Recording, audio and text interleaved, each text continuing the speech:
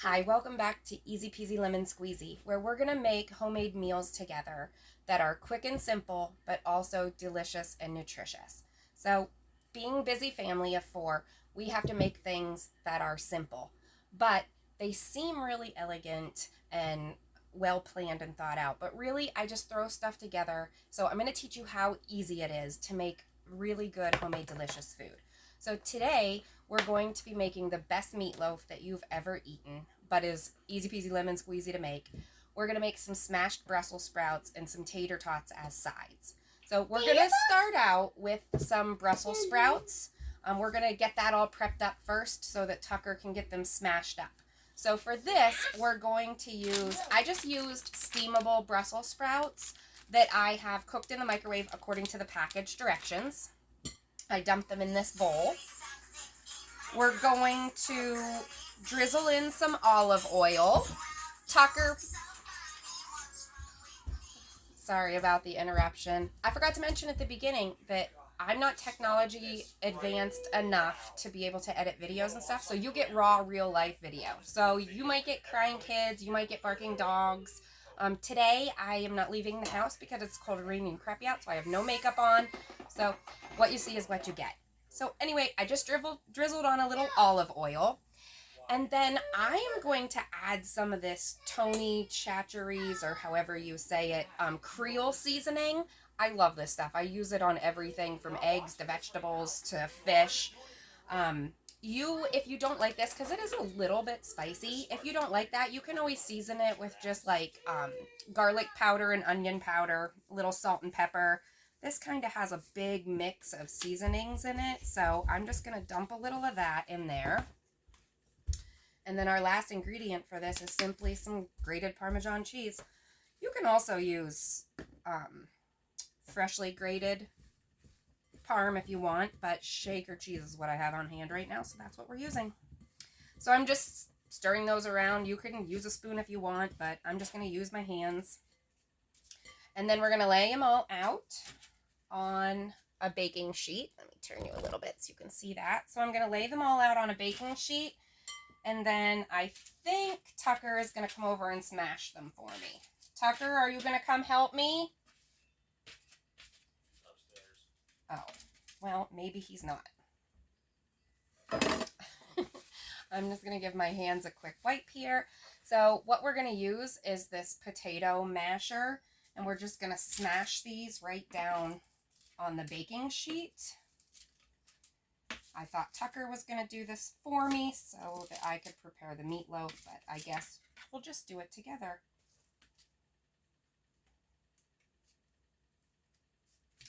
And they don't have to be perfect. Just kind of flatten them out so that they can crisp up in the oven. So once we get those all smashed down, I'm not going to bore you guys with that. I'm just going to sprinkle the top with a little extra Parm, so that will give it a chance to crisp up in the oven. Now, on to our meatloaf. So that's as simple as it was to prepare those. So for the meatloaf, which is also going to be easy peasy lemon squeezy, you'll see I have 1.5 pounds of lean ground beef in here. You can make it with whatever meat you want. If you like a combination of beef and pork, that's fine. If you want to throw some ground chicken in to make it a little healthier, that works too. So I like to put these gloves on because I don't like to handle raw meat a lot. So I'm just going to throw those on. We're going to throw everything in this bowl and mix it all up. So for the meatloaf, we have ground beef. I also cut up some cubes of cheddar cheese. I just got like a block, an 8-ounce block of cheese, and I used about 3/4 of a block for this. We're going to use a box of stovetop stuffing. I like to use this savory herbs one because it has a lot of herbs and spices and gives it a nice flavor. We're also going to use a can of tomato soup. And I like to my family likes to have some barbecue sauce on their meatloaf, so I top it with some barbecue sauce, and I'm partial to this G. Hughes sugar-free sweet and spicy. I think it's super delicious, and you'd never know it was sugar-free. But you can top it with whatever kind of barbecue sauce that you want. I know the popular one is Sweet Baby Ray's. I personally don't like Sweet Baby Ray's, but whatever your preference is, use whatever you want. So first thing we're going to do, oh, and we also are going to add an egg. So we have 1.5 pounds of ground beef in the bowl. We're going to dump in our dry stuffing mix. We're going to dump in a can of tomato soup. We're going to add in an egg. And then we're just going to use our hands and mix it all around. This is the part I don't like to do with my bare hands, so I bought a box of these gloves off of Amazon, and I use them all the time when I'm cooking and for lots of other things too. So we're just going to mix that all up. Make sure everything is incorporated nicely.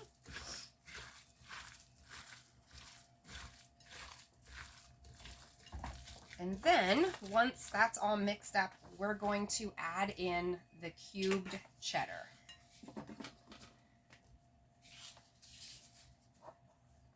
And then, again, we're just going to mix it around and make sure there's cheese all spread throughout it and it's not just in one big clump in one area. Now, if you wanted to, you can shape this whole thing into a loaf and cook it in a pan. You would probably want to cook it at 375 for about 50 minutes or so. But what I like to do with my meatloaf, I have this little mini loaf pan. So I make little mini meatloafs so everybody gets their own individual loaf. You can also make them in a muffin pan. So for this loaf pan, this mini loaf pan, I'm going to cook it at 375 for about 25 minutes and check it after that and see how it is. But if you use a muffin tin, those are even smaller, so those will cook right up in like 15 or 20 minutes. So now that this is all mixed up, I'm just going to shove it in our loaf pan here. And we'll fill up as many of these as we can. I'm going to try to make them all about the same size so that they cook evenly, but, you know, just wing it. Nothing has to be exact. One of the reasons I love to cook is because I have a creative side of me. So, like, I love taking art class in school and stuff, but, I don't know. I guess I don't have much interest in that kind of art anymore, but cooking allows me to use my creative side, and it's productive. I'm making food for my family, so it's something that I have to do anyway, and I get to throw some creativity in it. So I hope that I inspire you guys to get in the kitchen and cook up some homemade food for your family, and I hope that you realize that cooking doesn't have to be some crazy major thing that you have to invest a lot of time in. It really can be simple and still be delicious.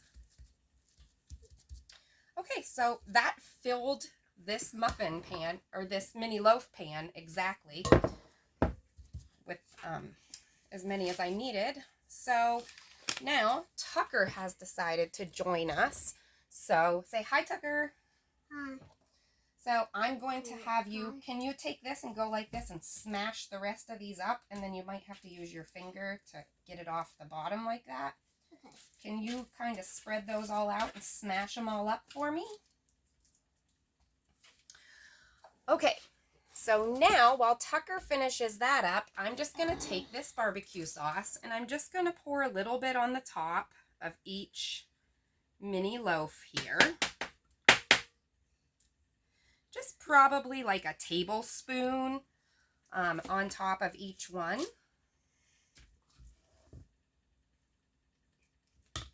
And then I'm just going to grab a spoon. Yeah, I do want them flat, honey. You're doing a great job. Thank you. So I'm just going to take a spoon and the back of a spoon and kind of spread the barbecue sauce around on the top of there. Oh, also, one thing you do want to make sure of, if you're using a mini loaf pan or a muffin tin, You want to make sure you spray it really well with some vegetable spray or whatever kind of spray you use, because it will stick on the bottom and they're kind of hard to get out. So I make sure I spray the pan really well.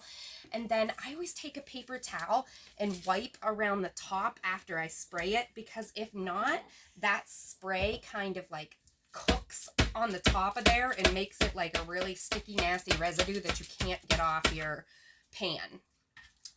So we have our meatloaf ready to throw in the oven. Again, I'm going to put that in at 375 and cook it for about 25 minutes. As soon as Tucker is finished smashing those up, we will add those once there's about 10 or 15 minutes left on the... Done. Okay, thank you. Once there's about 10 or 15 minutes left on the meatloaf, we will throw the Brussels sprouts in the same oven with that. And at the same time, I also, let me grab real quick. I also have some tater tots on a sheet pan that I'm also going to put in the oven, because they'll need to cook just as long as the meatloaf. So we're going to throw the tater tots, the meatloaf in at the same time. And then after about 10 minutes in, we're going to add Hi, everybody. the Brussels sprouts to the oven. So let me pause real quick while I get those in the oven, and I'll be right back. Okay. Okay, so we got those in the oven. So while those are cooking, let's have a discussion about something. So carpet cleaning. How often do you guys clean your carpets? So like, I bought a new carpet scrubber. I mean, I have 2 kids. I live on a dirt road out in the woods, and I have a dog. So there's always dirt being tracked in and stuff. But I bought a new carpet scrubber. I love it. I forget what it is. It's like a Hoover Max Clean or something like that. I don't know. I love it because it has like a separate container that you put the cleaner in, and then a separate container for the water, and then it mixes it as you clean. So like, once you get your whole room done, I always go over mine again with just water. I don't have to empty that thing out and rinse it all out and try to get just clear water. Like, the water's in a separate thing from the cleaning solution. So I love that. But here's my thing. I find cleaning carpets very satisfying because, ew, there's a lot of crap in there. But I swear, I could go over my carpet 400 times and still not get even close to clear water. So I want you guys to tell me, how often do you clean your carpets? And do you ever clean them like so many times that you get clear-ish water? Because mine still seems really dirty even after I go over it like 3 or 4 times. Is that normal, or am I just gross? I don't know.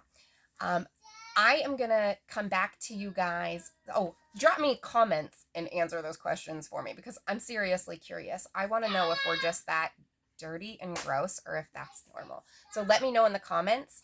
I'm going to come back to you as soon as our food is ready to come out of the oven and show you all what it looks like when it's all done. So I'll be right back. Okay, thanks for sticking with me to the end. You'll be glad that you did, because I have a couple follow-ups. So this is what our plate looks like ready to go. You have perfectly portioned little meatloaves. Our tater tots crisped up nicely.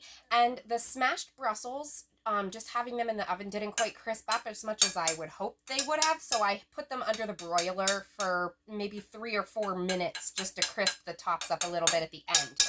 But look at the barbecue sauce caramelized nicely on the top, and those little pockets of cheddar cheese. I can't wait to dig in. But I do have one last follow-up, because while I was waiting for that to cook, I decided to do a little dipping sauce for the Brussels sprouts, for the smashed Brussels. So I have here blended cottage cheese. So I have this magic bullet thing, and I just dump cottage cheese into here and blend it so it smooths it out. You can see in there, it's a really cool consistency, and I use this all the time for lots of things. I mix it with Greek yogurt and put berries in it, and it's kind of tastes like, has a cheesecake taste, like it's a really good dessert. But I'm going to pour some of this blended cottage cheese in here. I'm going to add a little bit of dry ranch seasoning. Now, I don't ever use ranch dressing anymore. I use this as my ranch because cottage cheese is so healthy and it has a lot of protein in it. So it kind of steps up the game a little bit for nutrition. And then I'm going to do just a small splash of sriracha in there, and I'm going to let Tucker mix that up, and that's going to be a delicious little dipping sauce for our smashed Brussels sprouts. So I know that these made a whole loaf pan, and they would make a whole muffin tin for sure full, probably even a muffin tin and a half maybe. But the great thing about this freezes so nicely. So whatever you have left over, just put on a sheet pan, put it in the freezer and let them freeze individually, and then just throw them in a Ziploc baggie and keep them in the freezer, and you can pull them out one by one and eat them as often as you want.